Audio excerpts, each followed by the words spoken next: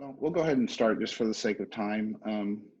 And I'll, as others join in, we'll add them to the group. But for those that are here, we just want to welcome all of you. Thank you for joining us. We basically what we'd like to do is to kind of avoid everyone talking over each other. If you do have a question, you can type the question in, and then any one of you guys, Jacob or Kristen or Missy or Janelle, can go ahead and answer the question. But what I want to do is kind of introduce everybody before we start. So yeah, so what I want to do is I'm just going to briefly introduce everybody who's in our call right now. First is I'm going to introduce, and as I call you out, if you'll just, I know your names are on the bottom, but you just kind of wave to the camera. So we have Jacob Spain, and he's with New Western Acquisitions, and New Western is a wholesale investment brokerage that works to provide investors with real estate wholesale investment properties to either fix them up, to flip them, or to hold them. And then we have with us as well, we have Missy Courtney, and Missy is with DFW Hardmoney, and she is DFW Hardmoney. They're a specialty lending company that serves as alternative funding for real estate investors who need to borrow money, and they typically they're a private source of money. And then we also have on the call Kristen Blay. Kristen is our senior escrow officer, and she's in charge of our investor portfolio here at Alamo Title. Kristen's been working primarily with investor transactions for many, many years. I think she started when she was 5. So because she's 21, so it's a long time. But she's personally been involved in closing, it's safe to say now, over 9,000 transactions, investor transactions. So, and she heads up our investor portfolio, and she has a team of 8 people that work with her to take care of those. And I wanted her to be on the call as well to answer any title questions that you all may have, because title side for investor transactions run a little differently than they do for traditional real estate or commercial. And so that we just go ahead and ask her questions at any time. Then we also have Janelle Pendergast, and Janelle's our business development person and our consultant. She manages our traditional and our lender transactions. And prior to her joining Title, she was a real estate agent, so she understands the needs of real estate agents in this changing market that we're involved in. And she's also a guru and a trainer for our Alamo Agent mobile app. So if you should ever have any questions with that, she's the source to go to. And so the purpose of the meeting that we're having today is kind of the way the current market is. There's a lot of things that you guys have seen it. Things change from one year to another. And we're starting to see it becomes a lot more common that investor transactions are starting to overlap with traditional agents. And so it's becoming more common when we have a traditional transaction come through where there's an investor either selling the property or buying the property. And so we kind of wanted to bring everyone together to kind of answer questions and kind of fill the gaps to any of the information that might be out there, to give you the ability to just to ask questions. And basically to just learn from one side of the business, the investor side business, and how it can serve as a resource for the traditional side of the business. And so we want to provide that forum for everybody to have that opportunity. So when we're talking about investor transactions, from the traditional side, there's a resources for your clients. Could be clients that need to sell their houses quickly, whether they're in a situation where foreclosure may, be happening to them, or they may have a job move and they just need to, to get rid of their house very quickly. Or they may have inherited a piece of property and they just want to sell it just to, to close out the estate, or whatever reason they may have. And so to kind of start the meeting, I'm going to have each person kind of go in and introduce them, themselves and what they do. And then we'll kind of go from there. So Jacob, if we can start with you, just kind of tell us what you do over at New Western. Awesome, guys. So yes, my name is Jacob Spain. I'm the broker and general manager here at New Western. I'm actually in the Burleson location. We basically cover the South Fort Worth into Mansfield. I believe a few of the agents on here, that's kind of the areas they cover. But I've been with the company over, I believe 4.5, almost 5 years now. And basically what we do is, we buy and sell these distressed properties. I'm not sure what else you want me to kind of go into, Daryl. I can kind of go into the two ways they can work with us, or Well, let's just kind of start out with just kind of, what is, kind of explain the difference of what a wholesaler is, versus a rehabber or a residential, so redeveloper. as a wholesaler, we're basically the bridge between. Um, we're not an investor per se. We're finding these properties and we're linking investors to those properties. So, our goal as a wholesaler is to find the properties, and the investors actually come to us to get these properties. So, in a sense, we're really marketing to find a lot of these buyers that a lot of these agents are looking for. And since they know us we have a pretty large footprint here in DFW. So a lot of people are contacting us all the time, daily almost, to find these properties. And of course, we network with other agents and other wholesalers and directly to sellers to find these properties for them. So we try and just really bridge the gap between the cash offer and the property. So. Okay. And so you guys, have your resources of how you obtain properties. Are you finding it more common that you're dealing, or has it always been that you've dealt with traditional real estate agents, with whether you're buying properties or selling properties? Yeah, so we work with traditional agents all the time, whether it be through working with their clients, their investors as well, or if maybe they have a problem property that doesn't do well in the MLS, and then this is probably going to be sold directly to an investor. Then we work with a lot of agents that way as well. We just try and really be a resource to them as much as we can be. And so we also have Missy on the line, who's with DFW Hardmoney. And so Missy, if you'll just kind of introduce yourself and then kind of what you do. Yeah, so my name is Missy Courtney. I'm a lender in business development with DFW Hardmoney. We specialize in fix and flip properties for investors, also buy and holds. We solely work with non-homestead properties. So we'll work with your investors who need to acquire a property very quickly. That way they can get into the property, start the fix and flip, or start the rehab before they move their tenant into the property. So again, anything that's not a homestead. With ours, it's a little different than your conventional lending. Our company does not have to have a survey or appraisal.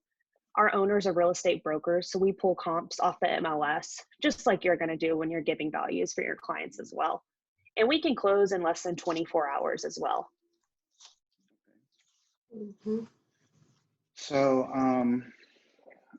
how would you guys, versus traditional lending, a traditional bank or a mortgage company, what's the main difference between you guys two, and how is one more beneficial, or how can one be, of what you do be beneficial over traditional lending? For sure. So a lot of these investors want to flip the house as quickly as possible or start renting their property as quickly as possible. So with our loans, they're able to acquire it. It is a interest only payment, and we can finance the rehab for them as well. So that way they can have money and get reimbursed for the work completed on the property out of their rehab budget amount. So that way they're not putting all of their eggs in one basket, not tying up, and they may actually be able to purchase 2 or 3 houses from you versus just one at a time, because they're leveraging out their funds. That is a little different than conventional lending. On the conventional side of things, I'm not a licensed lender, but on the conventional side of things, it's just a slower process. Your average can be 20 to 30 days before you're closing. They're going to want a survey. They're going to want an appraisal. They're going to want an inspection, kind of all that. It's the exact opposite on the Hardmoney side with our company. So no survey, no appraisal. The inspection, you can have one if you want. We always tell everyone to try and do their own due diligence on the property, just so they make sure that the rehab budget that they're stating to us is going to work for that property. So that could be either themselves going and walking the deal or an inspector. It's up to them fully.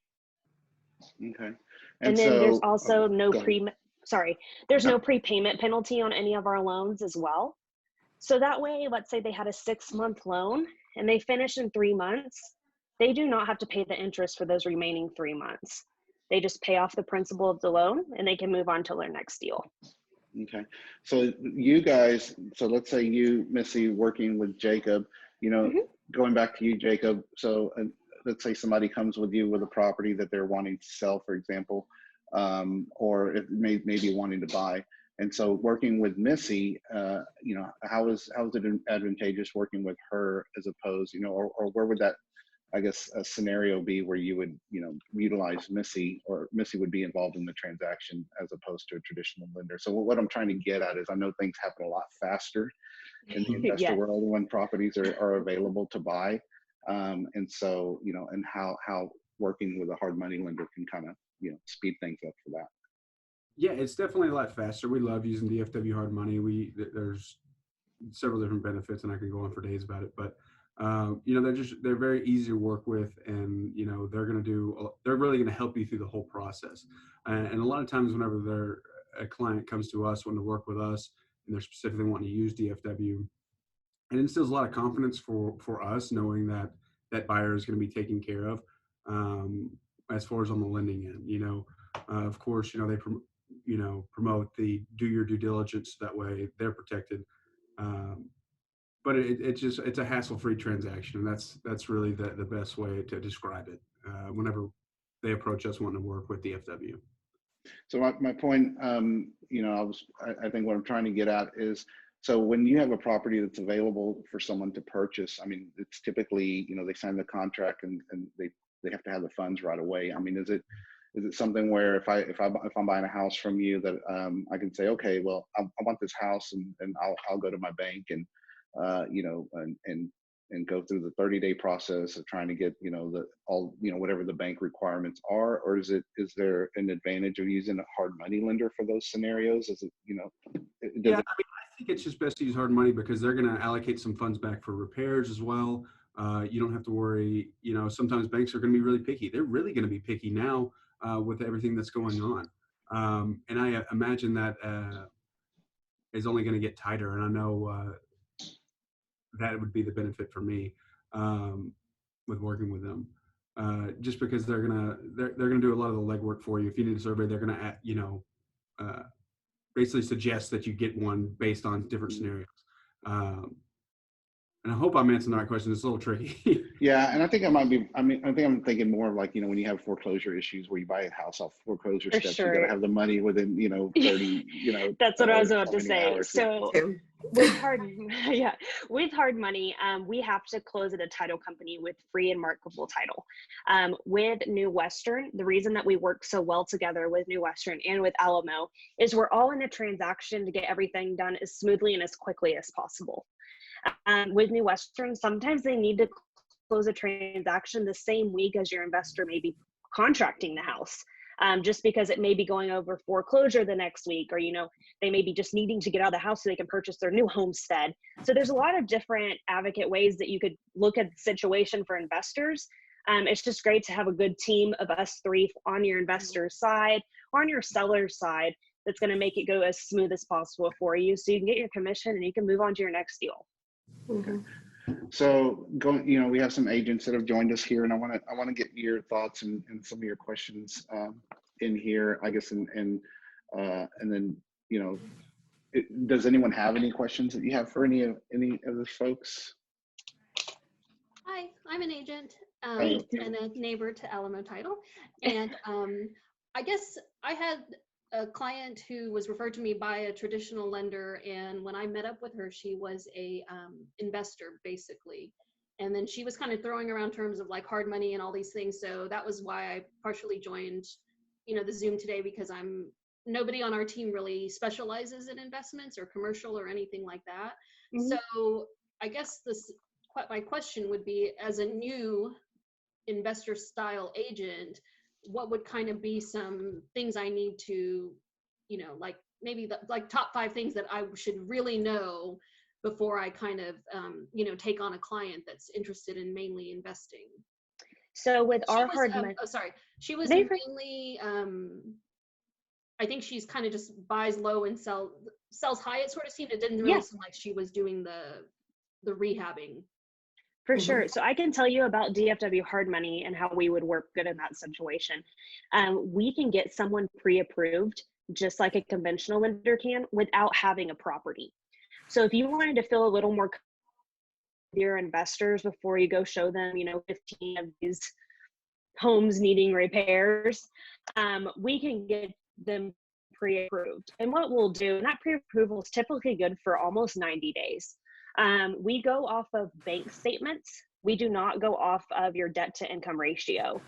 So we care about what has been in the accounts for the past 3 months. And if they were to use those funds, it would have to be for an investment, like not a homestead, right? Is that not a property? And then we would get with the title company on the day of closing, go through everything closing, just like a conventional lender would. We'll send docs. We service our own loans as well. So we would make docs and send the wire the same day. So that way we can fund the property as soon as everyone has signed. So the pre-approval is a big, huge step, especially for real estate agents. I know kind of it's uncomfortable to show someone who's not pre-approved, even on a homestead property, let alone an investment property, because you don't want to waste your time, because your time's money, just like it is for everyone. So we can get that pre-approval. We can send them a pre-approval email that they can forward over to you for confirmation. You can also give me a call and ask me, hey, has so-and-so, have you spoken with them? Can you let me know a little on their status? And I'll just let you know, hey, Jacob's approved, or we're still waiting on a few items. And that's how we can go by that. So that's a big step, getting them pre-approved.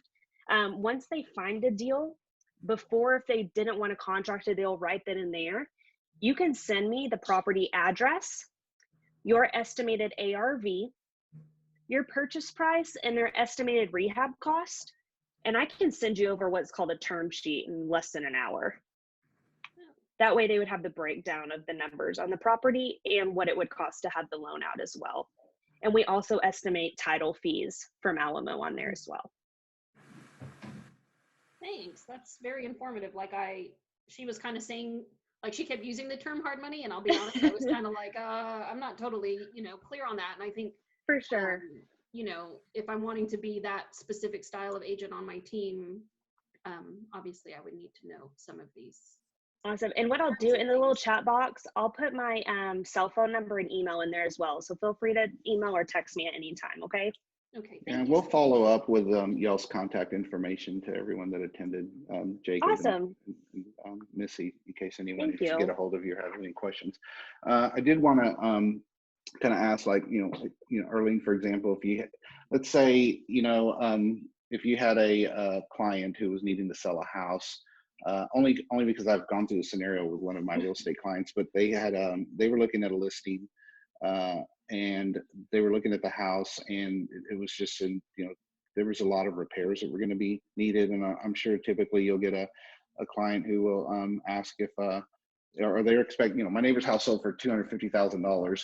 So they're thinking they're going to get $250,000 off, but they don't understand that you need to put $50,000 worth of work into your home in order to get it up to that point. And so, where you may have that scenario where you may have an agent or a client who doesn't have the money to put into there, and so they're having to sell it for less to somebody who may be able to go in and put the money into that house to get it to where it needs to be in order to be at market value. And again, the scenario that I had was I was the executor of an estate, and I had to sell a piece of property, and so my thing was just I was thinking the same way. This before I was in title, and so I thought the values are this, and that's what we should sell it for. And then the agent was explaining that it was going to need a lot of work, and then she explained to me as well that she had a investor who would buy it as is, and then they would put all the money and the work into it, and they would be able to sell it. So part of that here is if you ever have those scenarios, or where you do have agents, to provide these folks here as a resource to be able to call and ask those questions and say, here's a situation that I have, can you help my client and purchase their home.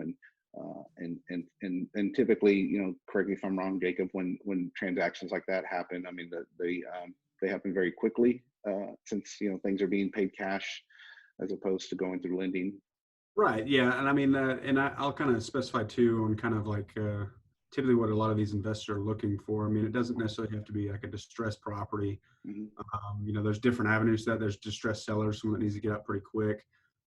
Landlords that are going to be tired of dealing with bad tenants. There's mobile homes that even investors are looking for, lots, condos, townhouses, all different kinds of stuff like that.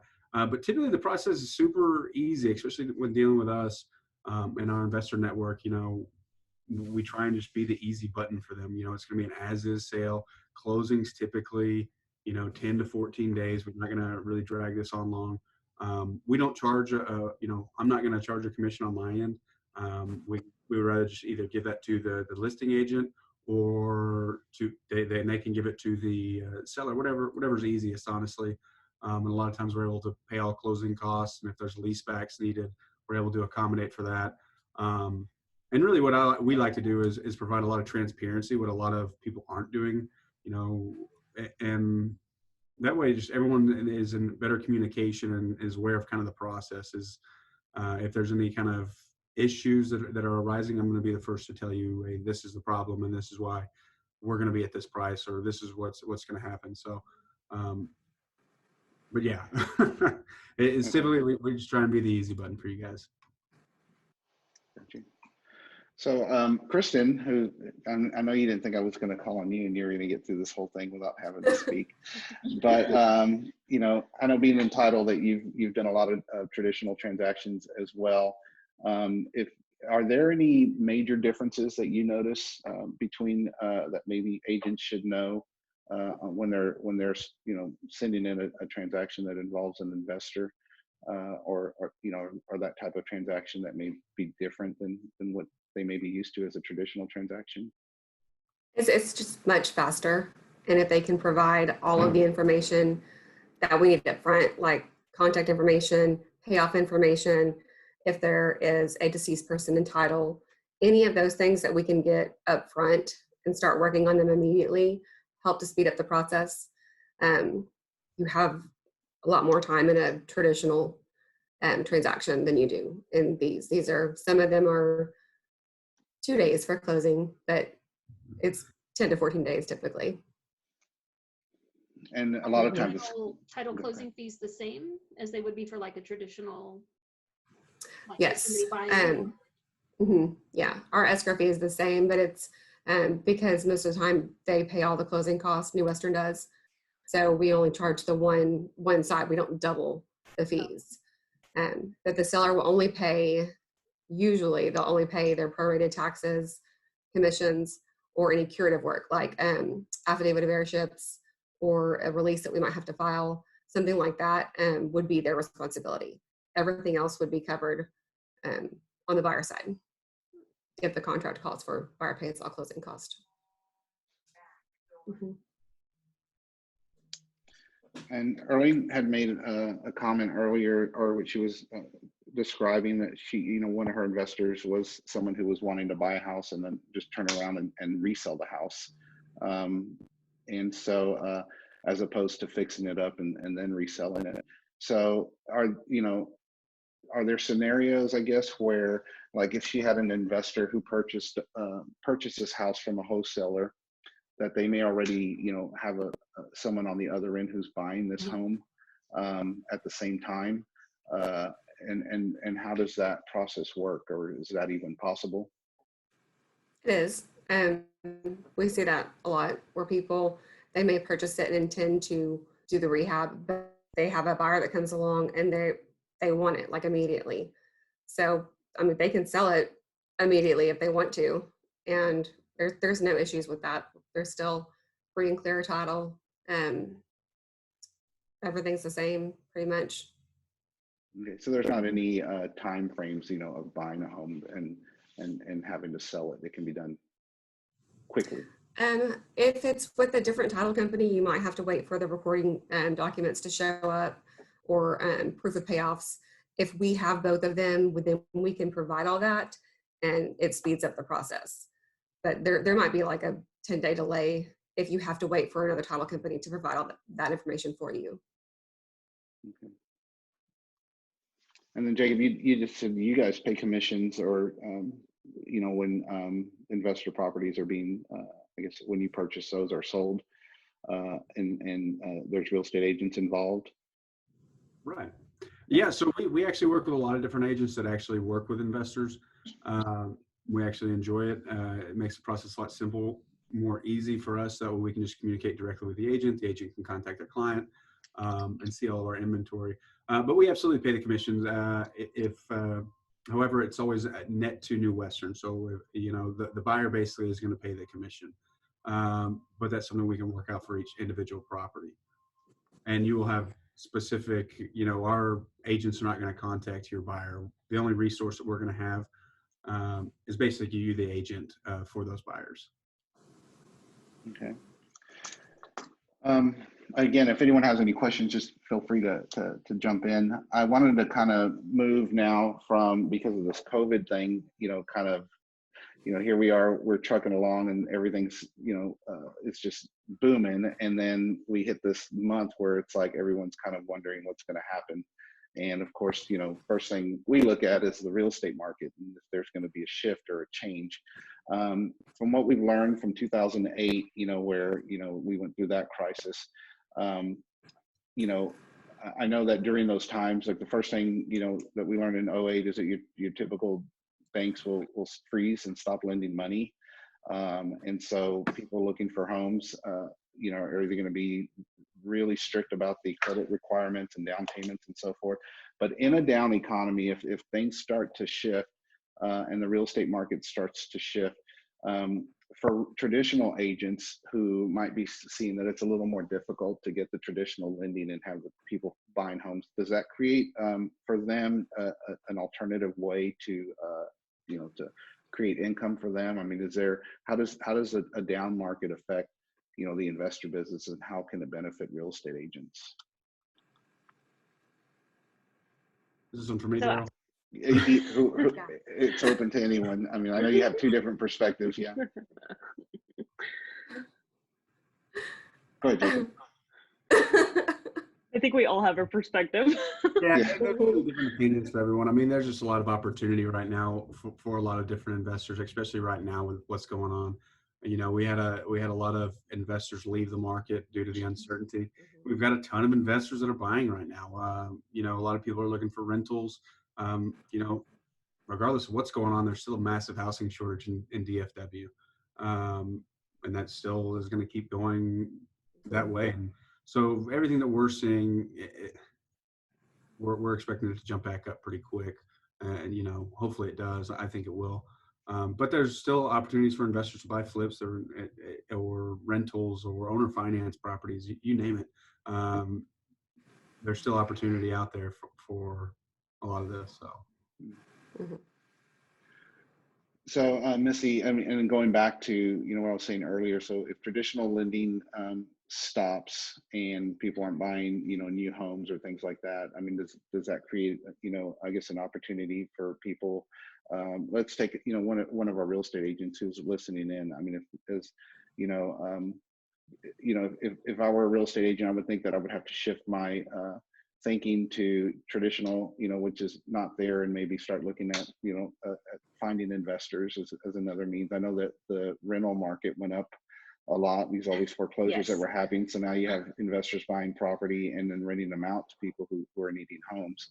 So as a real estate agent, I would think that my mindset would be okay, I need to either start creating a pipeline of investors and people who are needing those types of homes and rentals and flips, or to have that as an alternative source of income, so that if the market does take a turn, does it still keep you can still keep agents busy and producing? I mean, am I right in that thinking? I'm more or less just kind of stating that and and seeing what the thing that we always tell real estate agents, and especially I always mention to every real estate agent, is if you can dabble in a little bit traditional investment, even rentals. I literally know from experience, it sucks to show a rental client 15 properties and you make like $500. Yeah.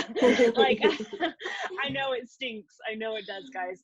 But you have to realize, like, if you have an investment client and he or she is wanting to buy all these rentals, and then you're able to find a tenant for him or her, it's going to just help your business in the long run, because then that investor is going to tell his friend who's also an investor who has rental properties, hey, I got with this agent. She helped me find this property. She even had a tenant for me, you know, as soon as it was ready. It was so easy for me.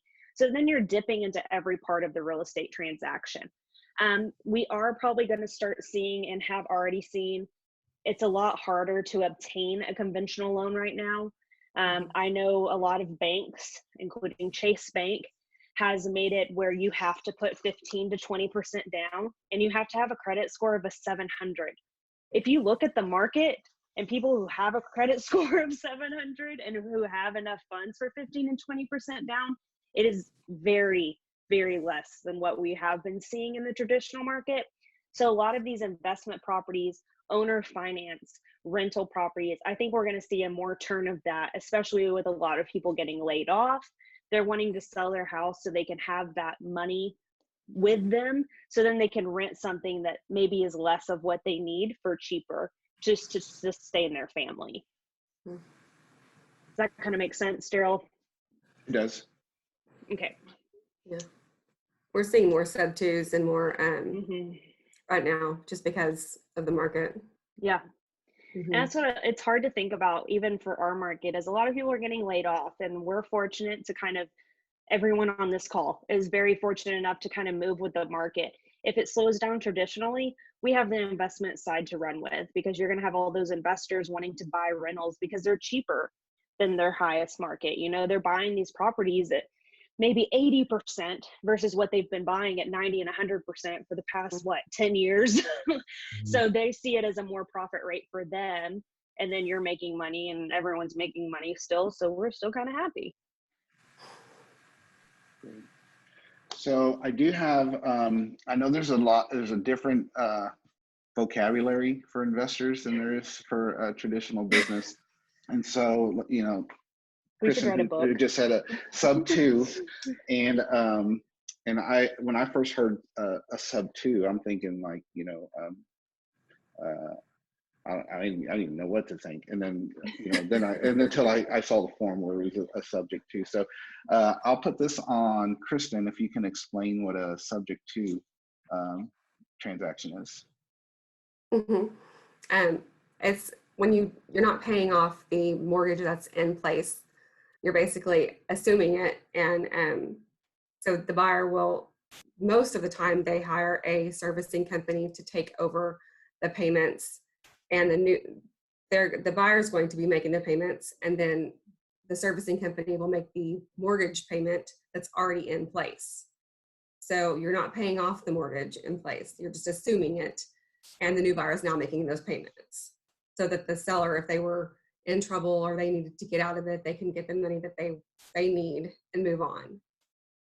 But it does create a risk, because if the mortgage company finds out that it's been sold or it's in someone else's name, they can call it due. Most of the time, they're not going to do that unless you miss a payment. But it is a risk.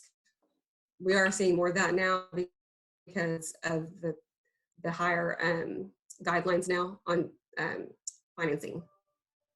We're seeing a lot more of them. Okay, so if I was a homeowner, how would it benefit me? You know, just to kind of try to simplify, because I know it's a complex thing. But if I'm in a homeowner and I'm getting to, you know, where it's like I'm getting behind in my payments because my hours were cut or I lost my job, and you know, Janelle comes in and she's an investor and she says she's going to buy my house, you know, to the you know, as a subject to, you know, that, how does that process, you know, if you can explain it from a scenario of how it works, or, you know, if it were me or to the investor. You would come in and tell Janelle, you know, I'll give you $10,000 and I'll buy your house and I'll take over your payments, so that they have $10,000 cash in their pocket. They don't have to worry about their payments anymore, and they can move into something less expensive or whatever their needs are at that time. But they have that cash already up front, and they don't have to worry about their mortgage payment anymore. So that's where it would benefit the seller. Okay, and so then the investor who purchases it pays $10,000. They assume the mortgage, and then they typically turn that property around and either do they sell it or do they rent it out, or?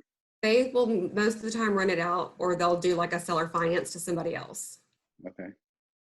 So that when they do the seller finance, that person will be servicing or paying the servicing company the mortgage payment, and then the servicing company will then make that mortgage payment for the original mortgage.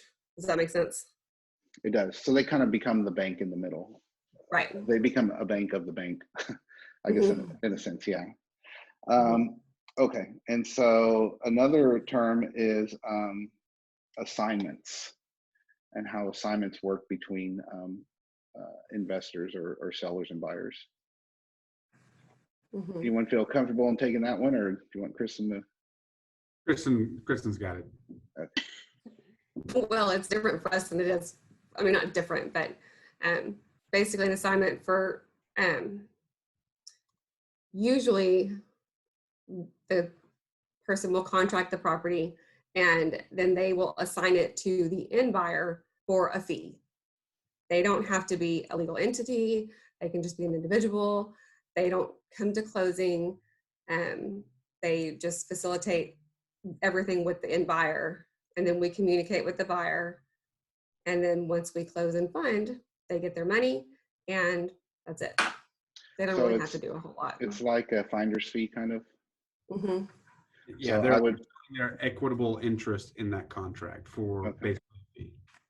So I would find I'm buying Janelle's house and for $50,000, and then I'm going to sell it I can buy it and then sell it to Missy for $55,000 all at the same time, or assign that contract over, and then I would keep the $5,000 in the middle once the transaction happens. Yes. Okay. And a lot of people, it used to be that you had to put and or assigns on your contract whenever you contracted it with the seller. It's not required to be there. You can still assign it without putting that language on the contract. Okay. So I would, on a TREC contract, you would have the seller, and then me as the buyer would sign it. Daryl Perez used to be and or assigns that contract, which gives me the ability, if I sell it before the transaction happens, I can sell it before the transaction happens, or I can just continue to buy it and then sell it at a later time. Yes. Right. Okay. Any other questions? Janelle, do you have any? Been awfully quiet over there. Sorry, I was muted. No, I know just from being on the traditional side, I had a lot of questions. Going into learning some about the investor side, but I think knowing how the assignments work, which we just went over, and knowing how quickly title can close it and the transparency, I've really learned a lot about it, and I think there's a lot of opportunity out there for agents. That they come across a property that someone needs to list or get out of, but they can't afford to fix it up because they have no money, or so on and so forth. We run into that all the time. And to have, Missy or Jacob as a resource to you is huge, is absolutely huge. Going back to Missy, earlier, Erlene said, if I started working with investors, what would be the top 5 things that I would need to know, being a realtor going into it? And you had said something, and then it had skipped out on my end, so I missed it. But you said, basically, if Erlene shot over a property address, and then you said ARV. Yes. So that is the after repaired value of a property. So let's say that the property right now is worth $150,000, but they're going to try and get it to the top of the after repaired value of their neighborhood. So let's say the top sold comparable for that neighborhood is $250,000. So they're at $150,000. They want to reach that $250,000. They may only have to put $70,000 into that property to reach that, and they're still getting a pretty good, commission on that after they sell. So we estimate the ARV by the top sold comparables in that property, or in that neighborhood, or in radius of that property that they are selling. And I would say if we can do the last 60, 90 days, that's what we're really going to look at. If we have to go out further, we'll start going out by 10 and 15 days further until we find a good comparable for that property. Does that kind of answer that, Janelle? Yeah, it does. You had kind of did like a bullet point when you said that, and I was like, oh, that sounded cool, and then it cut out. So is that something like I could email you and you could kind of give me a rundown of that? For sure. And what we do is on our website, dfw-hardmoney.com, there is actually a term sheet video on our website, and it will explain that breakdown to you line by line. Okay, cool. That's really a good resource. Yeah, so that's on there. We are kind of remaking what our term sheets are going to look like. It's actually going to be easier for investors. But right now, that is the best way. And then if anyone ever has questions or anything, please feel free to text or call me. I try to get back with everyone in 30 minutes to an hour, and I think Jacob can attest for that as well. Yeah, so text message is the easiest. That way, if I'm on a conference call, or especially right now a Zoom call, I can get that answer, or I can call you and explain it to you as soon as I'm available. Okay, and so then the other part that I wanted to point out for the traditional realtor, not only if you run into a seller situation that you're needing help on, you also get a lot of, well, I kind of want to get into investing and I want to buy a couple of rental properties. Well, it's really hard to get on the MLS and go find property that's listed at a price that makes sense for them to buy to, then repair and then rent out. Yeah. So it's also kind of a good resource to go to for Jacob and Missy, because they already have the properties that they need to get rid of. So for sure, a majority of my clients come from New West. And it is a great avenue for rental investors, fix and flips, someone who is just wanting to get rid of their house because they know it's not going to sell for top market, but they don't want to do anything to it. So New Western is a great avenue, especially for real estate agents. I know in my past years, I've gone to a property and I'm like, I hate to say this, and I think we've all said it before, so don't judge me. I don't know if it's worth my time and my efforts to list this property on the MLS because I know it's really not going to sell right now. So that's when you could call New Western, Jacob, and say, hey, I have this property. Can you just come look at it and let me know if y'all will be able to invest in this property and sell this property for me? And then you're still getting your commission on your other side. So it's not, you're not losing money. You're just helping out your client in another avenue, a way that people normally don't think about. Right. Absolutely. And if anybody needs to contact me, I'll also leave my contact info in the chat as well. And you'll work directly with me on if you have buyers that are looking for properties, or if you have a seller looking to see what their options are as far as a cash offer, you're going to work directly with me on that. Now, as far as if you have clients, like Arlene, I know you said you had a investor that approached you. If you run into that situation where you have an investor, I will basically kind of explain the process for y'all real quick. Basically, I would assign y'all your own disposition agent that would work hand in hand with y'all to really kind of see what y'all are looking for, and kind of ask the questions that you need to be asking your investor to kind of help you through the whole way. And then basically have like a one-on-one conference with you, so that way you understand how our process at New Western works, because it is a little different. Once you actually get through that, they'll basically send some documents over that are New Western affiliated documents, get those signed, and we'll basically start sending you some inventory. I know pre-corona, we were doing around 20 to 30 properties a month, and that was majority off market. So you're not going to see those on MLS. You're not going to see them on Zillow, all those different resources. Those are direct inventory from New Western. And it's very simple. Like, it's even easier to get on our list now than ever, just because it's a simple phone call and nice discussion with an agent that you're going to connect personally with. So, but yeah, and just contact me and I can take it from there. Thank you. Is this only, real quick before we end everything, does this all apply, I know on a different level, but to commercial? Or is that a whole different? My side, I can lend anything from 20,000 to 5 million. in about a 24 to 48 hour span. If they're needing something larger for a big apartment complex or something like that, we definitely can still help them. We just may not be able to close in 24 hours. We'll need a little more time. And I'm sure Kristen kind of does that too. A lot of that new build side, if you have an investor that's doing new builds, if they are experienced, I can work with them. If it's their first time doing a new build just to sell it off, to see how they like it, it's more of a risky side for us, and we would recommend them going through their bank. Just because it is a interest only loan that you're paying. So if they aren't kind of quick in doing that new build process, then it will cost them a lot more than just going through their bank. So I can kind of work in any aspect. I think Jacob is as well. I mean, they have lots, condos, townhomes. I mean, they have apartments. They've seen it all over there. So yeah, we typically don't do a whole lot of dabbling in the actual commercial end, like commercial building, stuff like that. But as far as apartment buildings, multi-units, fourplexes, you know, kind of name it, we've kind of got our hand in all that. But you know, the larger portfolio stuff, that's a little difficult, and it's not like something we run into every day, but we do occasionally run into it. You can provide I guess, let me jump in here.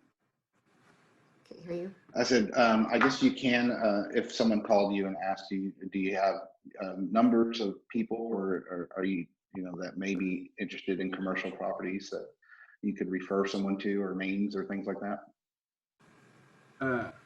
Yeah, for any kind of commercial properties and stuff like that, I guess we could find someone that you can work with. We really don't do a whole lot on the commercial end. As far as like the big stuff like that, we can just refer you to one of our disposition agents, and they can work with you directly. Okay. Mm-hmm. So just for those of us on the call that don't know, in normal times, post-COVID and after COVID, we do have a networker the first Thursday of every month at El Primo's. And that networker is filled with, of course, New Western, Hardmoney lending.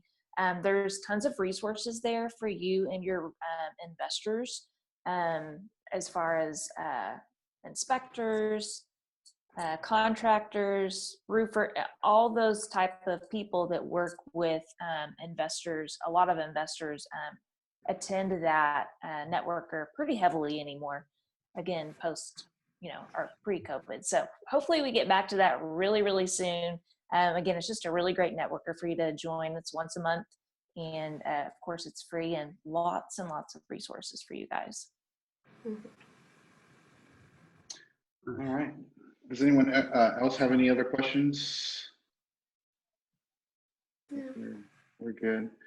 Well, I appreciate all you guys for Thanks. jumping on the call. I hope it was educational for you. And we'll send out an email with everyone's contact info. So if you should have any questions, feel free to reach out. And let's see. And then I'll have Kristen's information in there for you as well. That way, if you have any questions in regards to title, you can call her, and she'll be glad to answer those questions for you also. But thanks for joining us. And I did record this, so if you reach out to me and you need a copy of it or anything, or need to refresh, just let me know, and I'll be glad to send that out to you as well. So thanks everybody for thanks Alamo for putting in. this on. We appreciate it. Thank you. Thanks, Janelle. Really appreciate it. You too. All right, thanks. Y'all take care. Bye. Bye. Stay safe. Bye-bye.